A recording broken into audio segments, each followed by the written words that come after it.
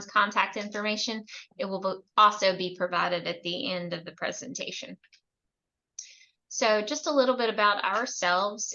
Some of the WVU TAB team here today include myself. My name is Katie. I'm the Brownfields Redevelopment Specialist here at WVU TAB, which is Technical Assistance to Brownfields Provider. And also we have Carrie, our director, and then Becca. She's the one who's been reaching out to you to promote the event. And if you have any questions about technical issues or making sure you get a copy of the PowerPoint presentation and maybe the recording, you will be hearing from her since you signed up for the presentation. So we here at WVU TAB are the provider for the Mid-Atlantic region. And so that includes Maryland, Pennsylvania, West Virginia, Virginia, DC, and Delaware. So part of what we do is provide resources and education. So that's what brings us here today. We are here to provide, as John said, some information about EPA Brownfield grants. And this is kind of a two-part series. So today we're talking about kind of general brownfield grant funding that's available. And then if you are participating in October, that's going to be geared more toward the EPA guidelines that we are expecting within the next couple of weeks. So we definitely encourage you to come back in October because again, you'll have the opportunity to meet with us here and we'll be able to highlight the changes from last year's grant cycle. So we just want to hit on some basics here. The definition of a brownfield, the EPA defines it as real property, the expansion, redevelopment, or reuse of which may be complicated by the presence or potential presence of a hazardous substance, pollutant, or contaminant. We often say that one of our colleagues says where man has been, that's most likely a brownfield.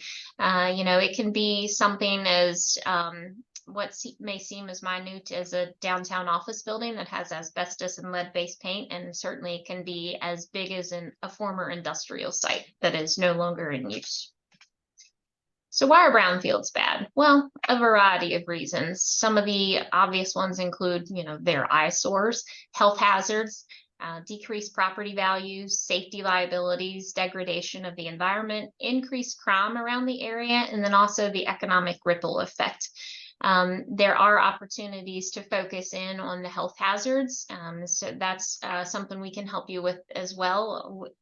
We here at WVU TAB just trying to identify if your area is experiencing a higher concentration of health issues that may be related to a brownfield site or a cluster of sites. So a lot of things that you just may not think about. Again, the eyesore seems like an obvious one, but it just certainly may be something as simple as safety. If it was a former site and it's fenced off and, people are accessing the site and they shouldn't be, you get concerned about their safety as well. So again, there's a variety of reasons why they are bad, but there are absolutely benefits to addressing brownfield sites.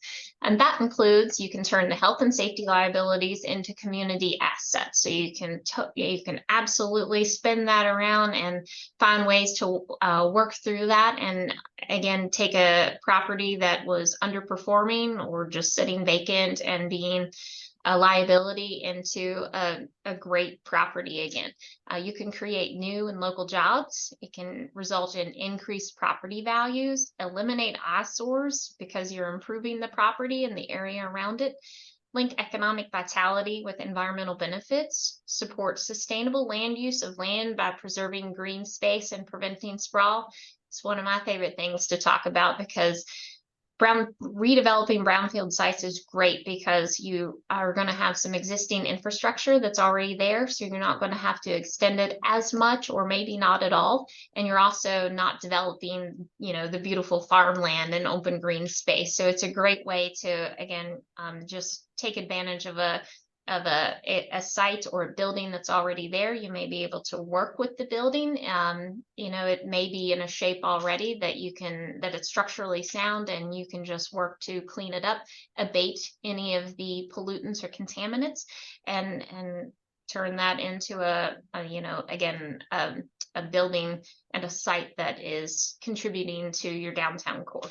And also, when you take many of these things together, it works to enhance your economic and tax-based development. So many wonderful reasons why you can take all those, all the examples listed on the previous slide, and again, turn them into benefits for redeveloping brownfields.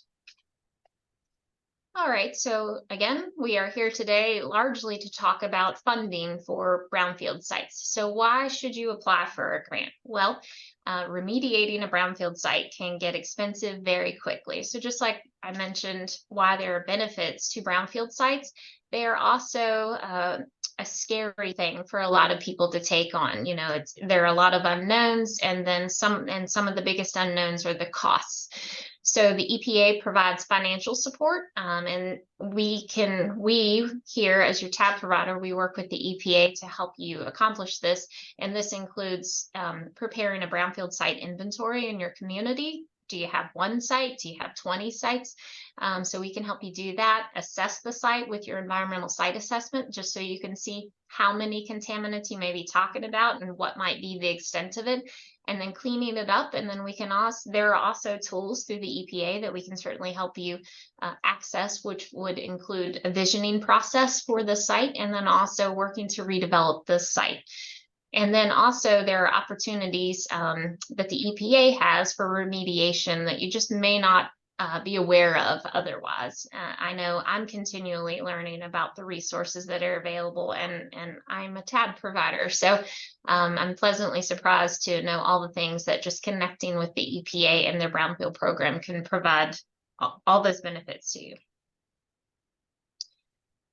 So brownfield funding needs are many. You know, anytime you take on the development of a site, if that's a new site or redevelopment, so that includes the site acquisition and the due diligence required to determine what exactly you're dealing with. That includes your environmental assessment, again, the environmental site assessments, phase 1 and a phase 2, the transfer of land, site planning and preparation. So that is something that you certainly need money for, and that includes not only the remediation of the site, but engineering plans, talking about the structural integrity of a site, and then just coming up with your rendering and design plans for a new site or to bring a building up to code. Infrastructure improvements, again, that's whether you need to extend infrastructure. Some utilities just may not be available, or what may be there just may not be up to the extent that you need. Site development, so that includes the rehabilitation of a building or the site itself. And then also business development. So there are also resources available, again, that can help with the costs for that. And that can include helping to identify some resources that are available, and then helping, again, to go through the visioning, just some examples. So you can use EPA funds to help cover the environmental assessments. Again, so this is listing, again, some of the expenses that you can expect to encounter when developing a brownfield site. And then your EPA funding could be used to pay for those environmental assessments, whether that's you directly applying for a grant, or maybe there may be a grant that your community has that you can take advantage of. And then also site planning and feasibility, you know, what would make sense in a particular site or sites, you know, if you've got multiple buildings or adjacent sites and you're talking about a bigger vision, you know, that's when it would be handy to have that assistance there. And then again, the remediation, so cleaning it up. Once you've identified what are the contaminants and the extent of it, then you absolutely would be grateful to have some assistance when it comes to paying for cleaning up. So what funding is available? Well, again, today we're here to tell you a little bit about there's EPA Brownfield grants. Carrie's going to tell you a little bit more, or a lot more, about that later on. And that includes multi-purpose assessment, revolving loan funds, cleanup grants, and also job training grants. And then also you have EPA technical assistance, and that can include targeted brownfield assessments and also technical assistance, and that can include regionally directed and then also land revitalization. So because those are some funding options that are available to you, you should start off, if you're new to the brownfield world, with asking yourself which may be the best fit for you. So when it comes to brownfield grants, there's a hard deadline. So we are all anxiously awaiting the announcement of the guidelines to come out in the next couple of weeks. And when that's announced, there will be a hard and fast deadline. So you already need to be thinking about and working toward that application. You know, to think about it when the guidelines come out is most likely not going to work. You need to, again, be ready to roll because it's such a short time frame. It's nationally competitive. They certainly are competitive grants. You, as the applicant, are responsible for administering and oversight of the grant throughout the duration and the length of the process. And then also assessment grants are usually for multiple sites. So that's something to think about, how that could be beneficial. Then when it comes to technical assistance that's available through the EPA, sites are selected on a rolling basis. So while the grants have a hard and fast deadline, when it comes to technical assistance, we can work with you to connect you to the EPA staff person who can put you in touch with that. And again, it's not a hard and fast deadline. They can work with you through the process, and you can submit your information and they can provide you with some assistance to actually conduct the assessment with their contractor. They are regionally focused, so it's not, wouldn't be, you know, for the country as a whole, but it would be, again, regionally, and you're working with your regional EPA provider, with your TAB provider and your state contact, like John. They can help put you in touch with, again, the appropriate person. And the process is facilitated by the EPA. So again, while if you have a grant, you are the one responsible, and certainly you can get assistance from all of us to help you. But when it comes to going to the technical assistance route, the EPA works to kind of shepherd the process more so. And then also generally with your technical assistance, it's usually targeted at one site or a couple of contiguous sites. So again, assessment grant, you know, you would be looking at a target area, and then technical assistance would allow you the opportunity to take a smaller site and kind of get some experience under your belt, and then maybe that may get you ready for being able to apply for a full-blown grant. So what is the targeted brownfields assessment? It can help with other efforts, as we say here, other efforts in the brownfield program to help initiate a brownfield site cleanup. So again, if you don't have a lot of grant experience, this is a good opportunity to give you exposure to the EPA brownfield grant world, get that experience under your belt, start to make some connections and contacts. And then, you know, it may be that one site you start with is kind of a catalyst for other sites that you can work on, and you may feel ready to take on a grant. It's available to states, tribes, and municipalities. Again, they consider it a grant of service. So you're not given the money that you are with a grant. Again, it is kind of soft cost that's handled with the EPA administering the work with the contractor. Again, it is used for phase 1 and phase 2 site assessments, trying to identify some cleanup options and also preparing some cost estimates for that, so that you can be ready to have a sense of just how much expense you're talking about, and also community outreach.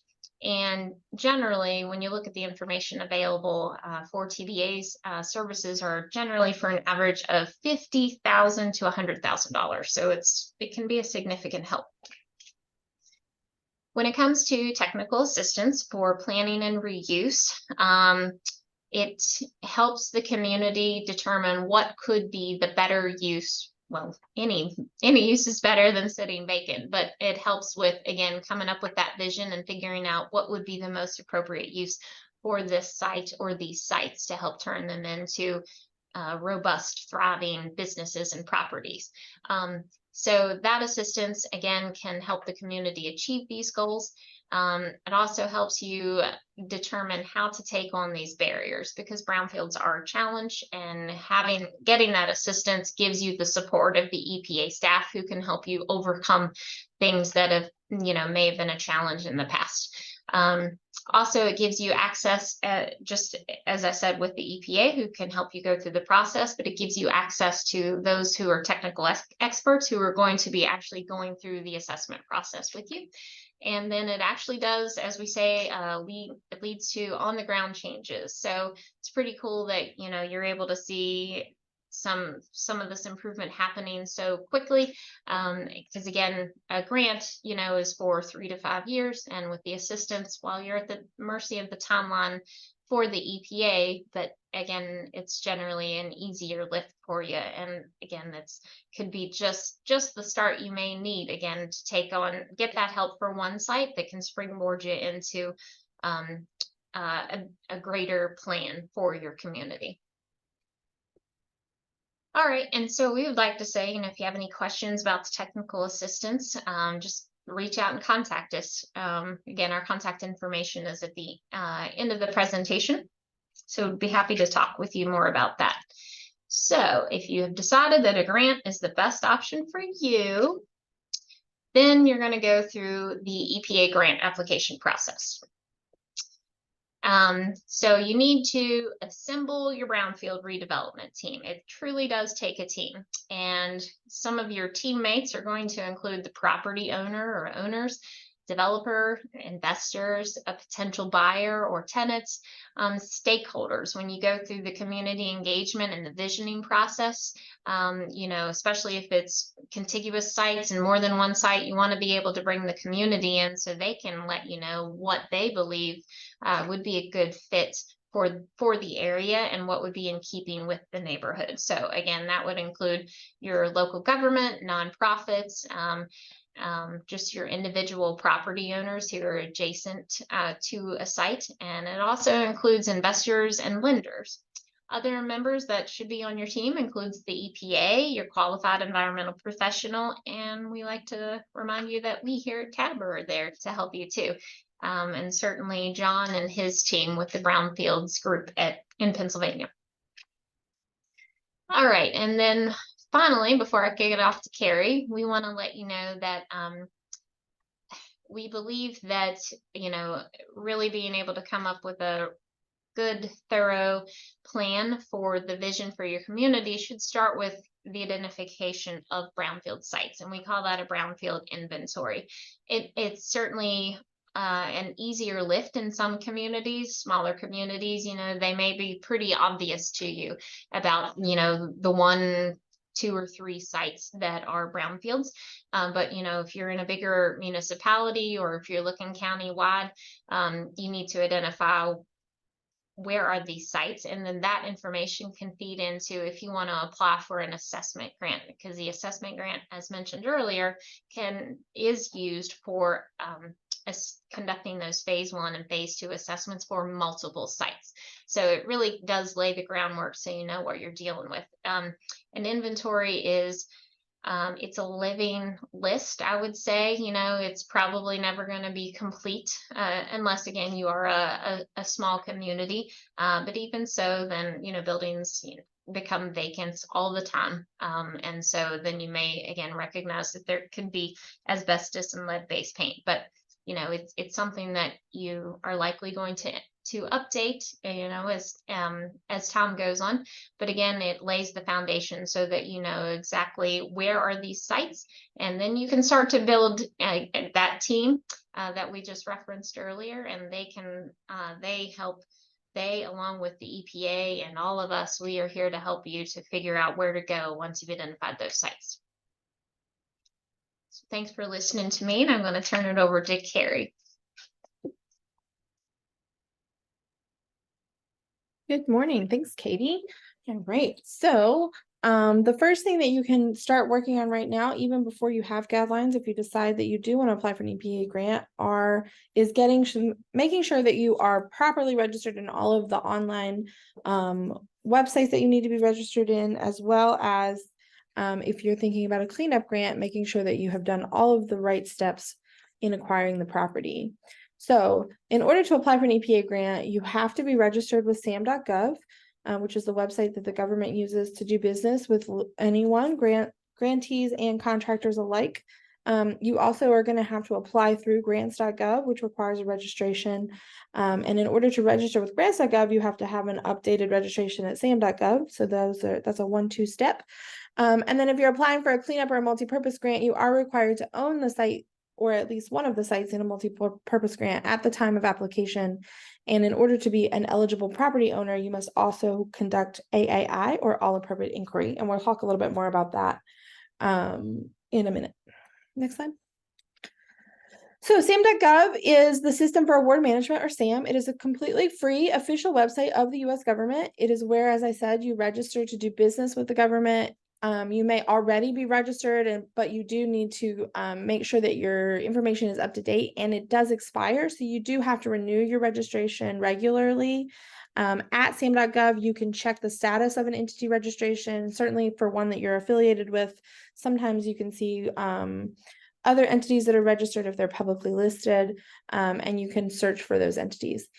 This slide says it can take at least 2 weeks or more to complete. That's what sam.gov will tell you. I will say that there has been a much larger backlog in recent days, and it can take as many as 3 or 4 weeks to get it completed, assuming that everything is in order and goes smoothly. If everything is not in order and you have to track down some additional documentation, it can take even longer. So it's definitely not something you want to put to the last minute. I would suggest, if you're even thinking about applying for an EPA grant, that the first thing you do when you log off of this webinar is go to sam.gov and make sure that your organization is up to date. If you've ever applied for any kind of federal funding, you may already have an account and all of the appropriate numbers that you need. So you should check internally with folks to see what that status might be. Next slide. So I sometimes have a slide that says this, but when you're checking internally to see who might have that sam.gov registration, typical folks to have that would be your director if you're at a nonprofit, your city manager or county manager if you're in government. If you have a grant administrator or a financial person, they might have that information, but that is where you would start. I'm the go-to for sam.gov around here. So if you have any questions about sam.gov, I'm happy to help you try to navigate that. I have navigated some pretty gnarly sam.gov issues. They're not all gnarly, but I have been through even the gnarliest. So I'm happy to help you get registered and get updated. One other thing I will say about sam.gov that I should have put on the slide is that there are a lot of scams related to sam.gov, folks offering to update your registration for the low price of $300. It is completely free to do everything you need to do on sam.gov. You do not need to pay someone $300. And if you need help, you can call me and pay me $0. All right. So once you've got your sam.gov taken care of, you have to have an account on grants.gov that is connected to your organization's sam.gov. This is the centralized location to find any federal grant and apply for those grants. Again, you want to register in advance. There's not as big a lag at grants.gov, but you do have to make sure you're fully connected again to your sam.gov registration. So you want to make sure you leave time to work out all of those kinks as well. Every grant from EPA has to be submitted through grants.gov. There are some very, very, very limited exceptions that mostly have to do with living in places that have absolutely no internet. And those have to be requested in advance. So if that is you, you're probably not on this webinar right now. Maybe you're watching it later. But we certainly can help you navigate that process as well. If you're talking with folks who that might be applicable to, we can help to ask those questions, but you should ask them well in advance and not wait until the end in case you need to make alternate plans. And again, you must have an account to be considered for funding. Next slide. All right, as I said, for a cleanup grant or a multi-purpose grant where you need to own a site that you're going to be addressing, you must have completed all appropriate inquiry when you own the property. So that means that within 180 days before the property transferred to you, you completed an updated phase 1 environmental site assessment. This is done to help you determine any of the potential environmental concerns on the property, to establish that if there are concerns, they existed before you took ownership, and so you are not the potentially responsible party.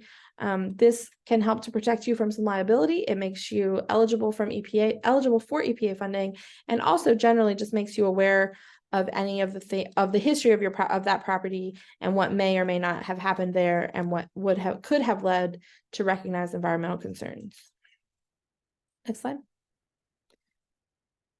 Again, whatever you do, even if you're not thinking about a cleanup grant yet, never take ownership of a property without doing that AAI, because it's just going to leave a lot of options open for you. Even if you're not sure that you would apply for a cleanup grant, you have plenty of money in the bank to redevelop and remediate it yourself.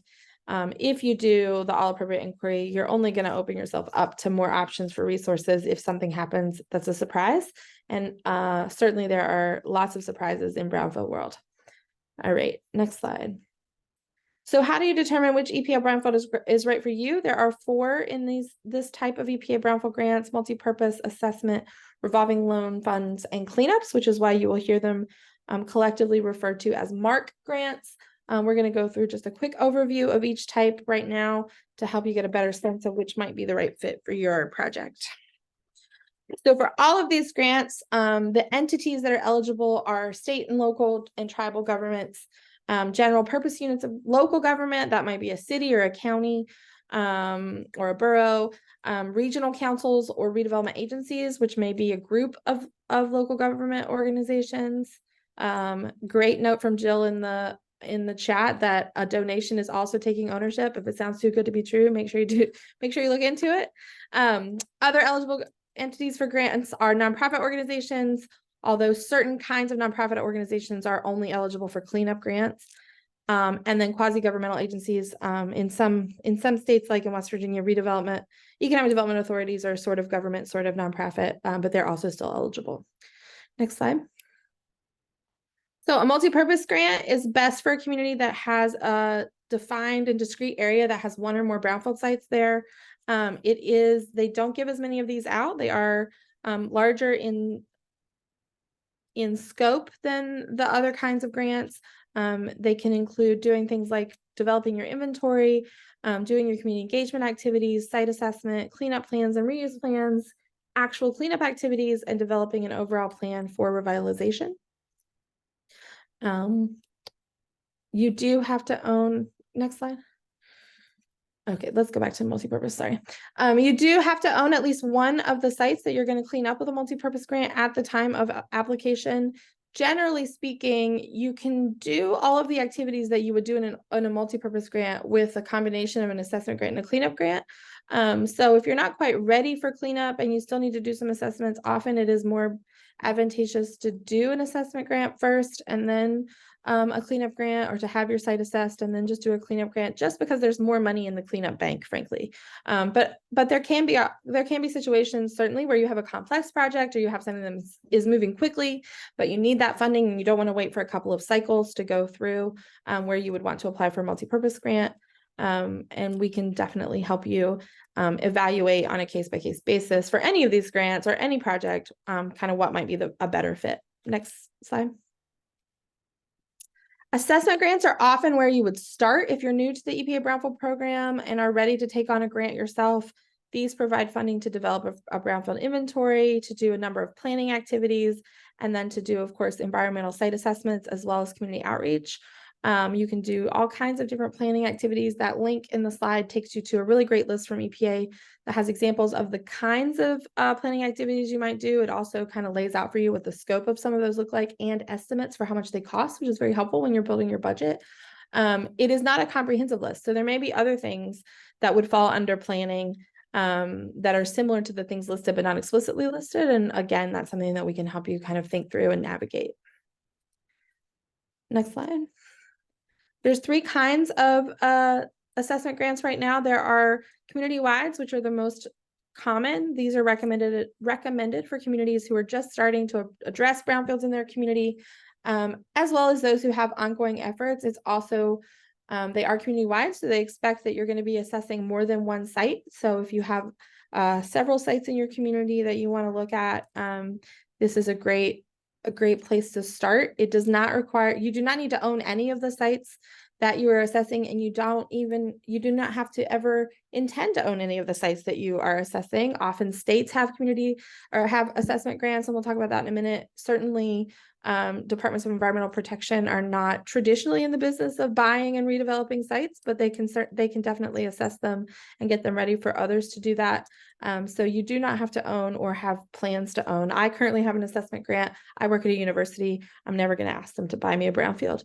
I'm just going to assess them for other people to do that. A coalition grant functions a lot like a community-wide grant, except that it's designed to have multiple partners engaged. So it's intended that there's a lead entity that partners with 2 or more other eligible entities. The lead submits one proposal under the names of all of the members. There are some caveats to the types of organizations who are eligible to be a lead and those who are eligible to be non-lead members. And you do have to do some additional paperwork at the application stage to set up your coalition to do things like memorandums of understanding and outline all of the eligibility and roles for each of the partners. But it's definitely a way to build more relationships and build capacity in a larger area, as well as to assess a broader area, particularly, for example, in the case of like a regional redevelopment strategy where the lead entity's footprint or jurisdiction is only one county, as an example, but you want to work collectively. You can partner to expand that reach and capacity. And then finally, a relatively new kind of assessment grant are state and tribals. These are very similar to community-wide in their implementation, but they are larger in award, and only state organizations and tribes, federally recognized tribes, are eligible. And the Pennsylvania DEP recently received one in the last round, which is very exciting. Next slide.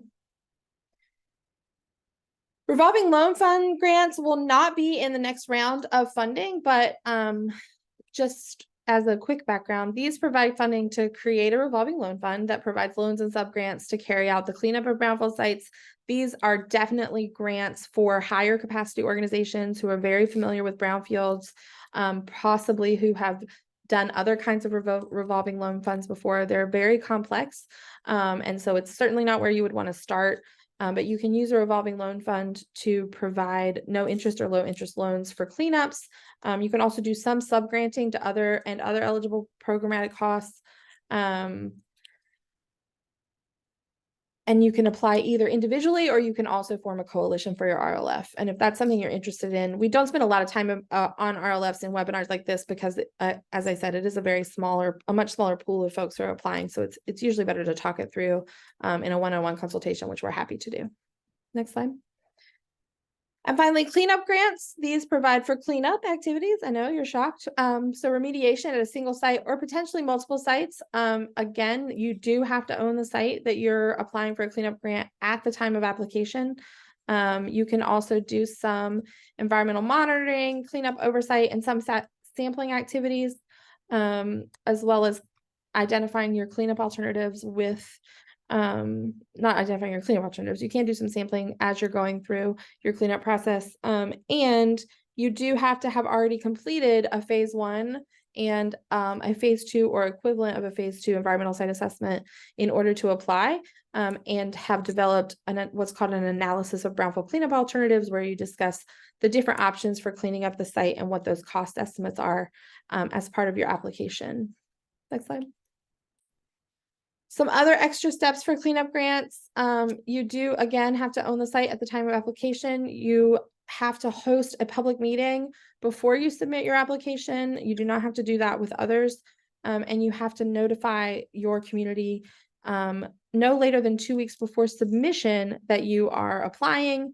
Tell them when you're having that meeting and tell them where they can see a copy of your grant application and your analysis of brownfield cleanup alternatives before you submit. It is important to note that you must have the meeting 2 weeks before you submit, not 2 weeks before the deadline. So if you happen to get your grant done early and submit it early, but your community meeting was less than 2 weeks before you actually hit submit, you will make yourself ineligible. So make sure you're watching very closely. It feels really good to get done early, but you don't want to get tossed out for getting done early. So make sure you're watching the calendar on a cleanup grant for sure. Next slide. And that is not lore. I have heard it. It has actually happened. So another type of EPA grants that are awarded in a different cycle than the MARC grants we just talked about are job training grants. These allow for recruitment and training, and also placing folks into environmentally relevant fields. These are very interesting grants. There are not as many of them. They don't give out as much money, but they have a really great opportunity to have an impact in the brownfield space. The most recent round of job training grants closed about a month ago, but we're hoping to see more applications from Region 3 in future rounds. Region 3 is very much hoping to see more, and we are working to do some more outreach to encourage and support folks who are interested in applying for job training grants. It is a really flexible grant program. If you're already doing workforce development and you have anyone doing workforce development, there are a lot of kinds of programs that already exist that this can be applied to. You do have to do there are some certain kinds of trainings that have to be involved in your training program, but if you're already doing things like construction training, and historic preservation training, and you add in what's called OSHA HAZWOPER training, hazardous substance training, basically that makes it eligible. So these are really exciting. There's a lot of potential here. So we would love to chat with folks about job training grants as well. All right, and then finally, maybe not finally, state and tribal response programs. This is funding that goes from EPA to the states. It is not competitive to other organizations. And if you have questions specifically about this is also known as 128A. This is something that John would be able to talk a lot more about. But this is the funding that flows from the federal government, state governments, to do the work of environmental protection around brownfield sites. It can be used to create new or enhancing state programs, such as the voluntary cleanup program that you may have heard of, or Act 2. It can be used for some site assessment and cleanups. It can also be used for many other activities. Each state uses theirs differently. So you would just want to talk with the folks at PA DEP about those funds and how they're being used, or how you might partner with them to have that benefit your community. Next slide. All right, so outside of EPA grants, all EPA grants do discuss talking about leverage resources. Some grants, traditionally EPA grants and multipurpose grants, as well as RLF grants, require cost share. Right now, because of the bipartisan infrastructure legislation, those cost share requirements are not in place, but when that funding runs out, we will go back to the days of cost share. Also, even without cost share, no brownfield site can be redeveloped with a single source of funding. So it's good to think about what your other resource options are. There are, depending on the kind of site and what it was before, what it's going to be after, there may be tax credit opportunities, but at the federal and state level. Certainly there are traditional lending options, as well as more socially minded lenders like CDFIs, who have an interest not only in financial return, but also social impact. There may be private investors, like just private equity investors, a more traditional route. Banks sometimes invest through their Community Reinvestment Act funding. And then there are, of course, other federal and state programs, things like community development block grants to do blight removal, USDA, and for a number of counties in Pennsylvania, the Appalachian Regional Commission, which does fund some construction and has funded many brownfield projects across the ARC region, whether they call them that or not. So I think the important thing about federal programs to think about is that while no other federal grant will probably specifically say they are looking for applications for brownfield projects, they may have components that would make them a great fit for your brownfield project if you think of it and propose it a little differently than you would talk about it with the EPA. Next slide.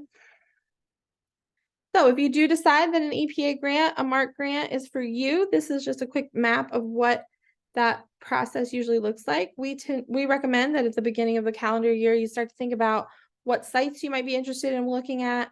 The next step in February or March would be to start making sure all of your SAM.gov and grants.gov accounts are in order. If you're deciding to take ownership of a property, go ahead and start thinking about that ownership transfer in the spring and summer, because we all know that property transactions can take a long time. In early fall, as Katie said, we expect the current guidelines to drop in the next week or two. So those guidelines are released, whenever they are released, you have 60 days from the release to get your application in. So assuming they're dropped sometime in the next 2 weeks, they'll be due around Thanksgiving. In the spring of the following year, usually around mid-May or early June, EPA makes the announcements for which awards are granted. And then all EPA grants start, it's not on that roadmap, but all EPA grants start on the federal fiscal year. So you would find out in May of next year, and your grant award would start October 1 of next year. All right. And with that, we'll take questions. I see one, award programs of site-specific programs from the previous slide. Yes, all of those links, when we share the slides, the links should work in the PDF. And if they don't, and you let us know that, we will make sure that you get all of those direct links.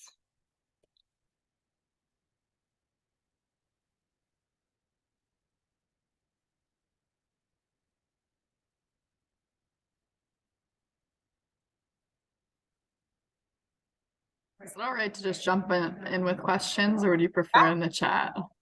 No, jump on in. Okay, great. Thank you. So first off, thanks for this presentation. This was fantastic. I was just curious about, so for the cleanup grant, in terms of needing to show alternate like possibilities for remediation, can you speak a little bit to some of the information that's needed around that? Like the cleanup alternatives analysis? Yeah. John and others, I noticed we have some veteran grant writers on the chat too. So all of you, anybody, feel free to jump in. But typically what you see in an analysis of brownfield cleanup alternatives is usually like three to four, generally three potential options for what you might do at a site. And the standard ones that I have seen are option one, you do nothing, right? Which is the cheapest because it's free, but not the best impact for the environment or the community or the economics of the area. And then you sort of have the two extremes where you have like option three would be to remove all of the soil, a lot of soil, go way down, get it all out, bring in clean fill, and then it's completely clean. That's the most expensive, but has the biggest environmental impact. And then somewhere in the middle is an option that likely involves going through the voluntary cleanup process, but is a risk-based process where you might cap certain sites. You may do some clean fill, but you are going to do a cleanup that gets it to the standard that you need it to be. So if you're cleaning up to redevelopment into industrial commercial, you'll get it to that standard. If you're cleaning it up to be a residential property, you'll get it to the highest standard. And in that, you sort of outline what those alternatives would look like, what the costs would be, and how you got to that costs. I generally recommend that you work with a qualified environmental professional to help you write that part, because you're going to need to have some really technical information in it. When you apply for your grant, though, it is important to remember that it is still a draft analysis of brownfield cleanup alternatives. So you'll finalize that once you're awarded. It does have to be a good draft, but it doesn't have to be final. So hopefully that answers your question, but if not, feel free to expand. Yes, that's very helpful. Thank you so much. Jill says, can you talk about the cooperative agreement process and when funds become available? Sure. So when Jill's talking about once you get awarded your grant, so in May or June, you would get a notification from EPA that your grant has been awarded. And at that stage, you have to develop what's called a cooperative agreement. It feels very much like you're writing your grant all over again. But the good news is that you can pull from the narrative that you have already written to work into your cooperative agreement. And what that cooperative agreement is basically your contract with EPA. So you clarify for them all of the different activities. It's also called your work plan. So you develop all of your work plan, your timelines, your deliverables, you spell it out a little bit differently. It's an opportunity to make some slight adjustments to your budget, and maybe some of your timelines, because things change. I just did a cooperative agreement last week and I had to make some adjustments because our fringe rates have changed, as an example. Things like that are not a big deal. But I certainly don't want to be making substantial changes. And then there's all of the additional federal forms that you do as well. You work with your project officer who's assigned to you from EPA to get that completed and get it through the grants office. And then traditionally you would receive your funding beginning in October. It is a reimbursable grant. So you use what's called ASAP, which is the federal system for requesting funding. But it is reimbursable very quickly. So as you have expenses, you request the funding, you get it quickly, you spend the money, and so on. The grants do start October 1. There is an opportunity in the cooperative agreement process to request pre-award funding starting as early as July 1 to do things like, typically you see that, you don't have to do that, but typically you see that from folks who want to go ahead and start the procurement process to get their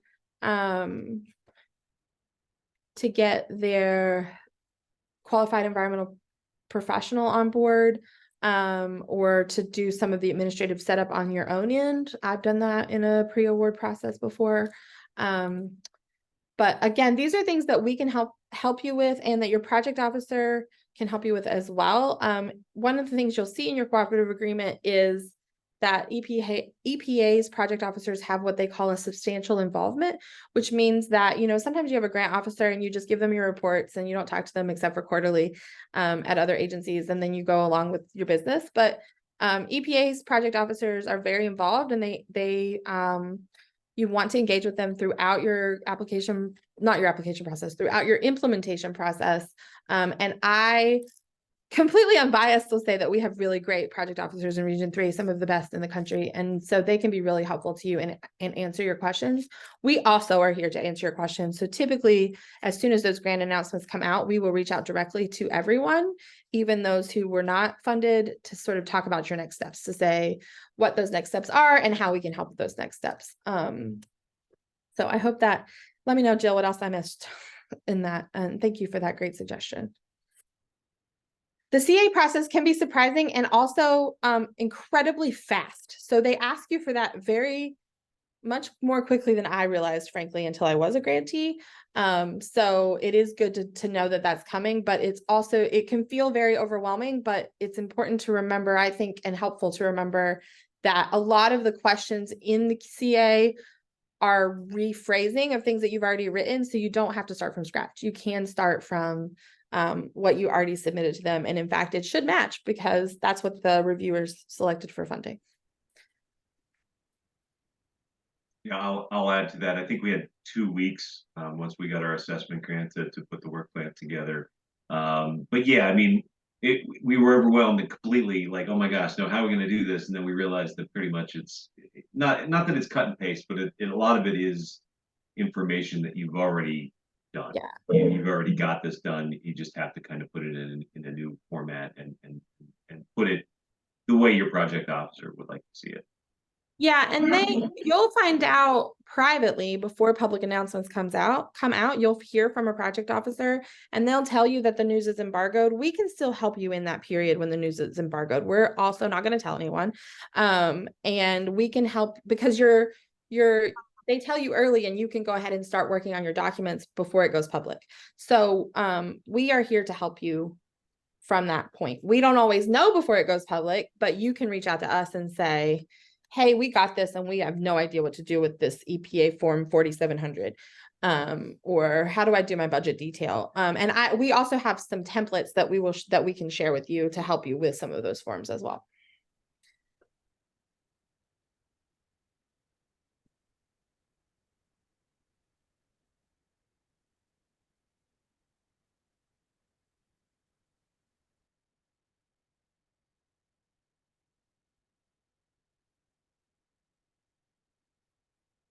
Any other questions? Definitely put them in the chat, or feel free to just jump right in. We've got a small enough crew that shouldn't get too chaotic.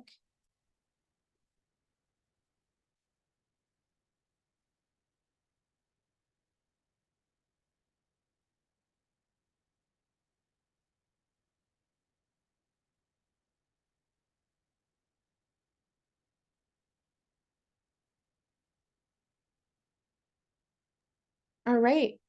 this is still me. So I've said several times there are ways that we can help you throughout this process and any part of your brownfield process. But just a few more things that we can definitely help on. Is that on the slide? Yes. So once again, our services are completely free. We are funded by the EPA to provide this technical assistance. And so we will do everything we can to help you. We have sort of key resources, but our number one principle is that our services are responsive. So we want, we don't have one size fits all models because that's not how this work works. And so we are here to help you with whatever your question around brownfields might be. And if we don't know the answer or if we're not the right people to ask, we will help you find those people and those answers. But our key resources are more general education, trainings, and webinars.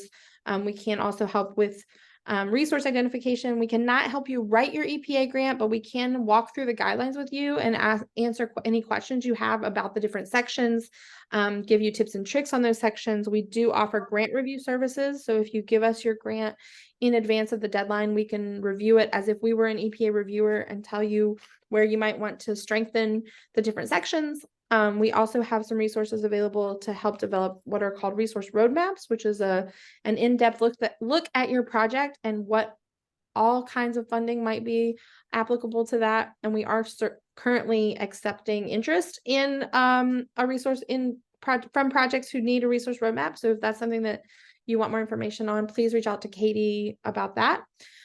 We can also help you to start to build or expand your local brownfield program. We can help with inventory development, answer your questions on sites, help you decipher the technical reports that you might be getting from environmental consultants.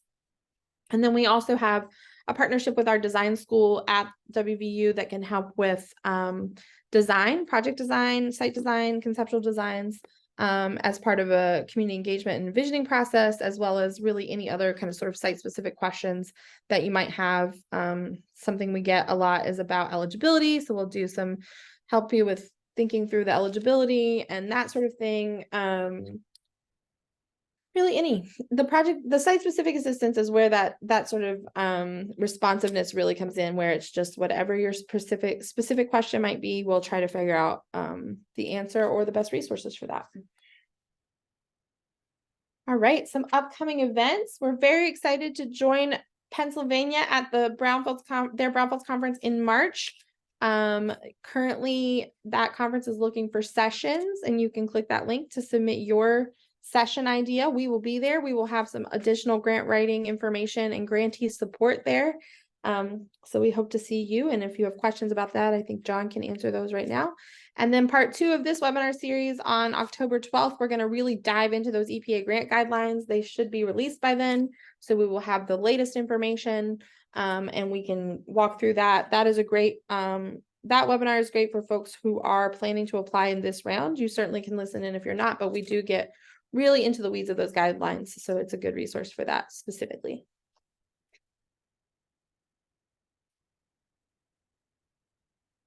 All right, there's John's contact information.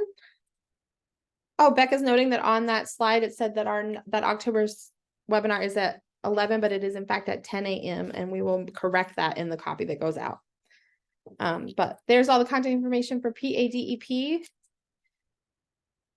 And I'm guessing the next one will be our contact information, and we would love to hear from you anytime.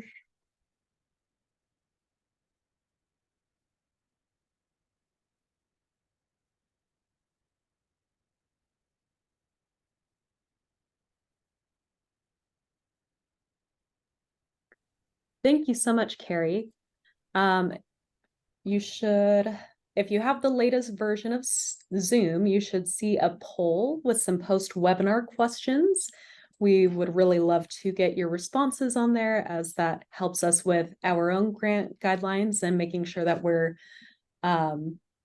actually bringing some useful information to you all. So the first question is, rate your knowledge of EPA Brownfield grants.